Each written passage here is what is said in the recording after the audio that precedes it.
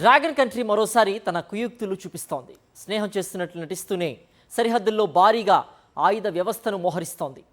టిబెట్లోని పాంగాంగ్ సరస్సు తూర్పు ఒడ్డున వాస్తవాధీన రేఖకు కేవలం 65 కిలోమీటర్ల దూరంలో అత్యాధునిక air defence complex నిర్మిస్తోంది.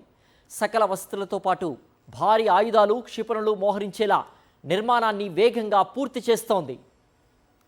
2020లో Bharat China సైనికుల మధ్య ఘర్షణ జరిగిన గస్తీ పాయింట్కు 110 కిలోమీటర్ల దూరంలోనే ఈ డిఫెన్స్ కాంప్లెక్స్ ఉంది. మన దేశంలో ఇటీవల ఆధునీకరించిన న్యోమా ఎయిర్ ఫీల్డ్కు ఎదురుగా ఉంటుంది.